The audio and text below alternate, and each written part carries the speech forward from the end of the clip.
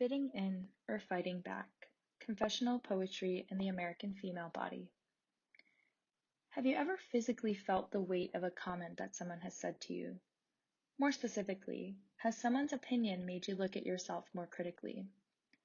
As a 21-year-old female identifying woman, I spent a lot of my growing years being told that I am too thin and that I need to eat more. These comments played a role in how I viewed myself and brought about feelings of guilt as well, since I did not have control over how others viewed me. Yet, there are also women who receive the opposite, but equally critical comment, that they are too heavy and they need to eat a lot less. My name is Nicole Robin, and today I'll be discussing poetry that brings our attention to the topic of female body image and how external influence in American society can lead to body disorders and other self-confidence issues. Many of the poems that I'll be discussing also express how these female identifying poets overcame these challenges, using poetry to empower themselves to embrace their image. Furthermore, I will be placing my focus on the idea that U.S. American culture judges parts of the female body, which in turn affects how a female understands her worth as a whole person. For content warning, I will be discussing some disturbingly negative images of the female body in this podcast.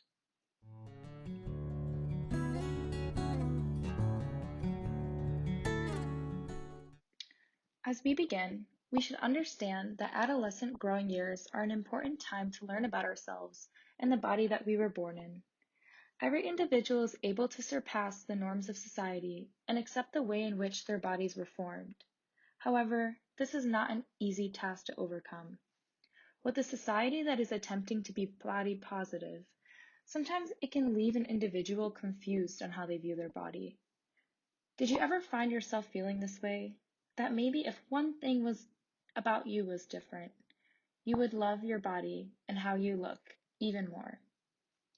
This proposition is found in the collection Amaze Me, Poems for Girls by Naomi Shihab Nye, which is a collection of poems focused on growing from adolescent years into adulthood, while navigating new feelings of love and self-worth.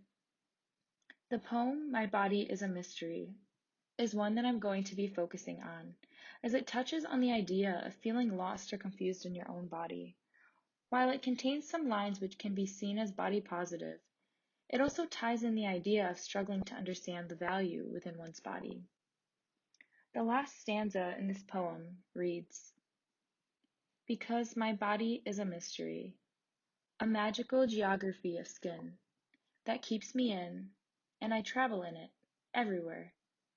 Sometimes it seems to beat me there and then. We meet again. Oh, we always meet again. When the speaker describes her body as a mystery, it allows us as readers to understand that the speaker is still trying to find herself and tries to understand how she feels about her own growing body. That maybe the speaker's use of a rhyme scheme within this poem was done intentionally to help create a sense of belonging by conforming to formal verse aspects of poetic writing.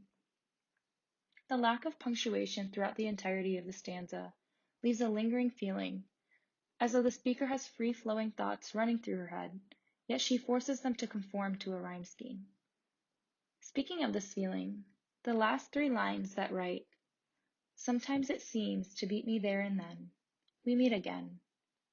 Oh, we always meet again, evokes the thought that even when the speaker's body seems to be failing her or is not living up to her expectations, it somehow finds its way back to her. She can find something to understand within her own body after periods of struggle. The article Poetics of Body Positivity, written by Emilia Phillips, discusses this feeling in better words when she writes about body positivity. It is imperfect and sometimes recognizes that one's own bodily acceptance is a process, a struggle. Phillips's viewpoint on body positivity highlights that the acceptance of one's body is not something that happens overnight. Instead, it's something that takes time to understand. Phillip also explains that body positivity is described as a movement of poetry that celebrates the body, doesn't shy away from the body's full experience. It expands the scope of poetry's engagement of the body and privileges that diverse lived experiences of people with bodies, all types of bodies. Within American society, many of us try to focus on the good within our bodies, but the opinions of the world can push us to question aspects of our own body image, impacting our vision of ourselves as a whole. This is especially prevalent during a woman-identifying person's growing years, as many of the comments she receives from others impacts the way in which she views herself.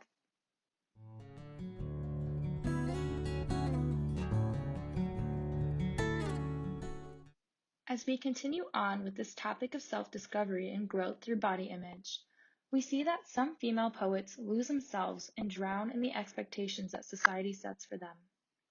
We see this in a poem by Lauren Christine titled, "When My Body Was Mine." The poem reads, "When my body was mine," a line read recently, "did I let my body slip out of my own skin?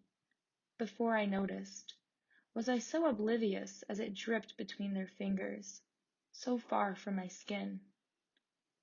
When I was told I was old enough to need to shave, my hair wasn't mine anymore. When my rough and wild behavior was no longer considered ladylike enough, and I had to tame my wild skin to sit and dance in proper ways, my posture wasn't mine anymore. When my toes were deemed too callous for society, my innocent, beautiful little toes were strapped into shoes and forgot their freedom for a time. My feet were no longer mine.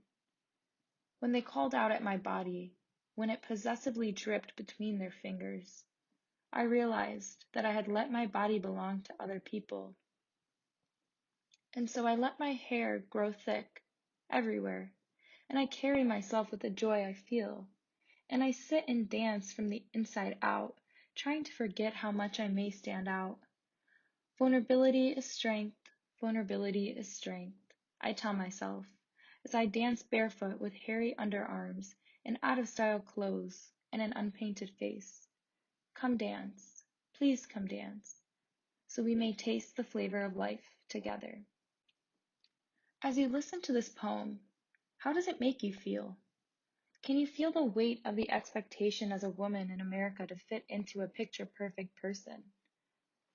The way that Christine writes about losing herself in the eyes of society helps to empower the argument at hand, that the individual parts of a person, their body hair, their behavior, and other aspects of themselves, can shift how they view themselves as a whole person.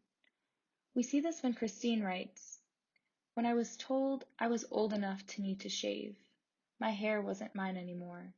And again when she writes, "When they called out at my body, when it possessively dripped between their fingers, I realized that I had let my body belong to other people." Since you cannot see the poem itself, Christine is solely writing in lowercase letters, bringing about an informal aspect that you would not normally think of when listening to it. For me personally, the lowercase letters feel innocent and small, like she was trying to bring about the vulnerability she was feeling in her words, and the way in which the poem was brought to life. The volta in this poem in the last stanza allows us to come full circle, understanding that, despite the criticism of American society, vulnerability is strength, as Christine writes, enveloping the feeling of acceptance in who she is and how her body is sculpted. The speaker turns away from giving parts of her body to be judged by the world, and turns to embrace those parts of her body instead, as a representative of her own individuality and uniqueness. In the article, "The Monster Within, Demonic Images of Food, Bodies, and the Desire to Eat in Recent American Literature on Eating Disorders," written by Greta Olson, she discusses, and I quote, "A whole paradigm of female perfection is alluded to. Women should be size 2, hairless, and perfectly sculpted. Any means is employed to achieve this standard." Olson's viewpoint on the topic is one that many hold, that female-identifying individuals will do anything to reach perfection. However, I am not completely convinced by her statement. The two poets who we've heard from so far defied the odds that were presented to them, and continued to seek fulfillment and trust within their bodies.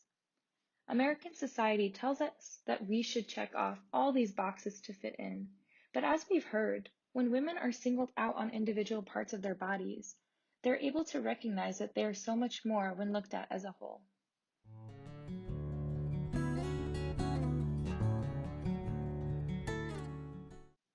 From adolescent years into adulthood, we see that many women identifying individuals begin to seek a more confident and positive outlook on their bodies with age. Although, as a whole, American society places a large emphasis on a certain thin image that all women should exemplify. This is seen in clothing advertisements, in movies, and other modeling campaigns as well. However, the stereotype has negative health effects on all women, but it is particularly exclusive for women who come from different racial backgrounds. This idea is brought up in the poetic work of Lucille Clifton, Homage to My Hips, a poem written about being in favor of the hips and the body that a woman has. I will be reading a brief portion of this poem, and you should be able to recognize that Clifton is not just rejecting a gendered body image, but a white one as well. They don't fit into little, petty places, these hips. Are free hips. They don't like to be held back. These hips have never been enslaved. They go where they want to go. They do what they want to do. These hips are mighty hips. These hips are magic hips. An important aspect of this poem are the line breaks that are presented within it, which I will explain since you cannot physically see the poem. In the fourth and fifth lines, which write, "They don't fit into little, petty places, these hips." The line isn't jammed after the word little, leaving us as readers to ponder what the next line would entail. When it continues with petty places, it grants us readers an understanding of how the speaker feels about women who have smaller hips, as there is a hint of anger in her statement. However, it seems as though the speaker feels this way because of how society perceives larger hips. This is shown in the line that writes, "They don't like to be held back," noting that the speaker does not want to hide her hips and that she embraces them, even if the world around her does not do the same. Along with this, at the end of the poem, the speaker notes the importance of the hips that she has, calling them mighty and magic hips. We also see anaphora and synecdoche present in this poem, as many of the lines begin with "they do," "these hips," and "they don't." The poetic term synecdoche is prominent in this poem, as for the speaker, her hips, a specific part of her body, seem to encompass her whole self and how she measures her worth. In the limits of celebration in Lucille Clifton's poetry, writing the aging women's body, Scarlett Cunningham argues that Lucille Clifton's poem, Homage to My Hips, is not only focused on changing how individuals in society perceive large hips, but rather it is focused on, and I quote, "Black women's large butt, hips, and lips as an example of desirable Black features."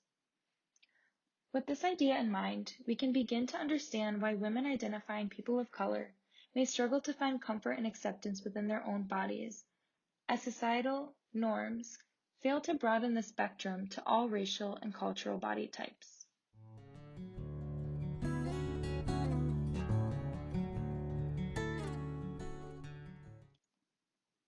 The poem written by Clifton is not the only instance where we see women of color describe how she feels within her own skin.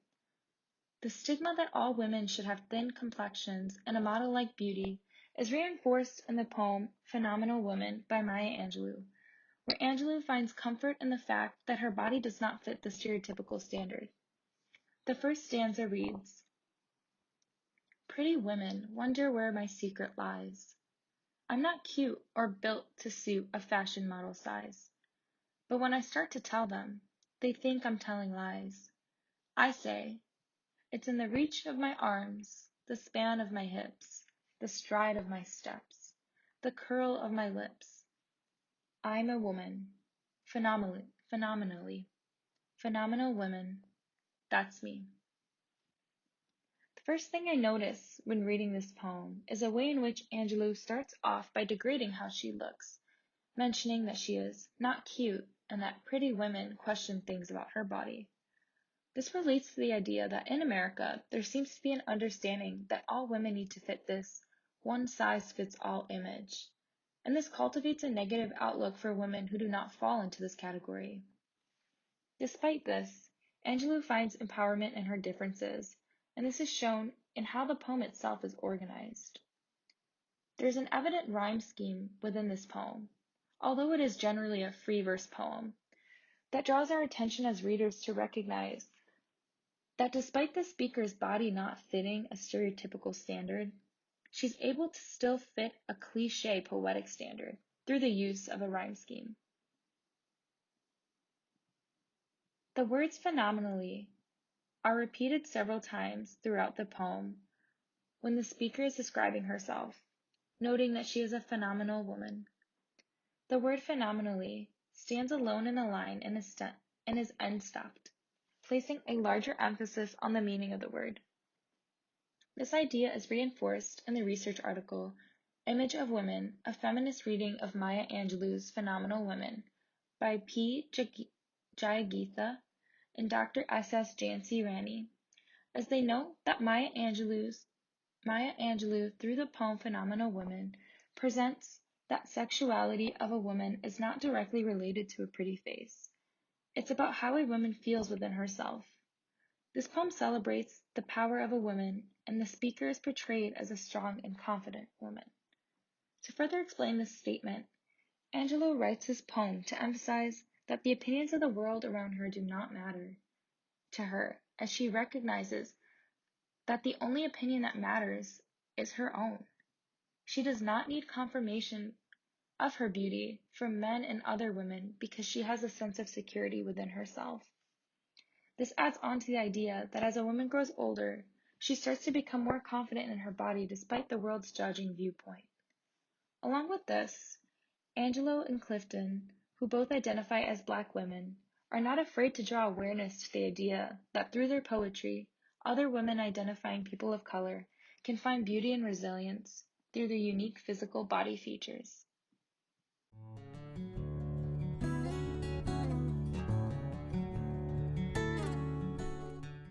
Whether a female poet writes about her physical body or not, there is usually an overlap to how they present the specific parts of themselves in relation to their emotional well-being as an adult. With many body-focused mental illnesses, there are several factors in play that can heighten the feelings that a female may be feeling when thinking about her body. The collection Electric Arches by Eve L. Ewing, another Black female identifying poet, provides a confessional aspect of how a woman's growing years can affect her viewpoint of herself in relation to the world around her. The poem I will be focusing on in this collection is titled Affirmation, and it writes, Affirmation. To youth living in prison after Asada Shakur. Speak this to yourself until you know it is true. I believe that I woke up today and my lungs were working, miraculously. My voice can sing and murmur and ask, miraculously. My hands may shake, but they can hold me or another. My blood still carries the gifts of the air, from my heart to my brain, miraculously. Put a finger to my wrist or my temple and feel it.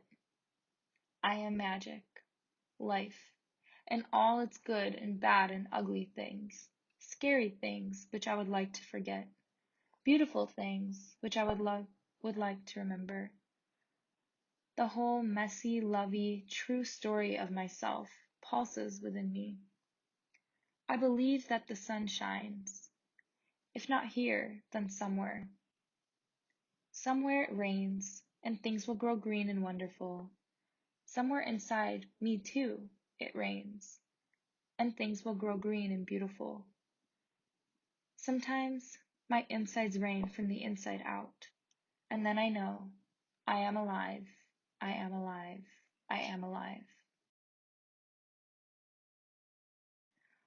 Although this poem doesn't carry the same weight as some of the others that we've heard so far, Ewing's message within the poem carries a similar meaning. The part of the poem that states, "Put a finger to my wrist or my temple and feel it. I am magic, life," holds significance as she emphasizes her worth, calling herself magic. This line is also enjambed with life at the end of the sentence, signifying that not only is she magic, but she is also life. The next line writes, "in all its good and bad and ugly things," which is not something the audience would expect to follow, furthering the beauty within the work. With this poem being the last in the collection, it helps to end the book on a positive note, as Ewing recognizes that even if her body is not as young as it once was, there is still beauty to be found in her life. The poem helps to incorporate the emotion that adult females hold when reflecting back on their bodies and the changes that have occurred throughout adulthood.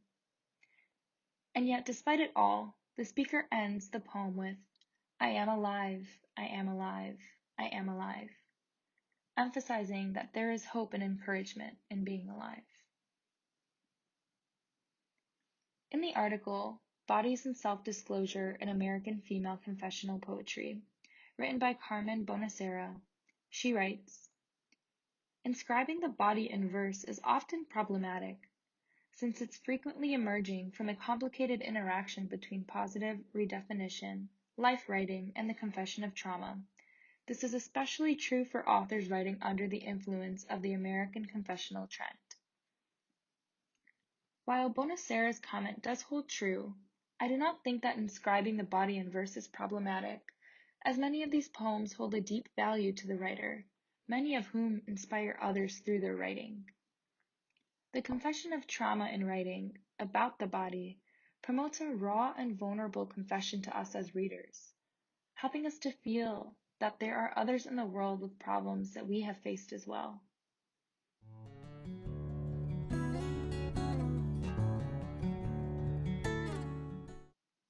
Personally, I have struggled with body image and comparing my body to other women in society, trying to mold myself to fit an image that's almost impossible to attain. Although for me, many of these body image struggles came from genetic factors which were not in my physical control. When reading and understanding these poems from 5 female identifying poets, you could almost feel the vast differences in their life experiences, but they all had one thing in common. Each woman was able to find beauty within their own body, no matter how long it might have taken them. Even though US American culture places a judging eye on individual aspects of the female body, many women begin to understand that they are worth more than what society tells them. Nonetheless, the more prevalent criticism that is placed on women who come from differing racial backgrounds, creating an exclusive environment, and in turn, pushes them to face the one-size-fits-all notion. Poetry helps to open the space for conversation when it comes to the female body, and allows women to empathize with one another when it comes to this sensitive topic. And yet, despite the difference in all of our racial and cultural backgrounds, no matter how we identify in terms of race and ethnicity, all women identifying readers can take inspiration from the Black poets that we have heard from, and worship the parts of themselves that society deems not worthy or not good enough. Above all else, the poetic line that you should remember and carry with you from this podcast is from the poem Phenomenal Woman by Maya Angelou. I am a woman, phenomenally, phenomenal woman. That's me. We are all phenomenal women, and we should not allow the words of American society to change and tear down the beautiful and unique parts of ourselves.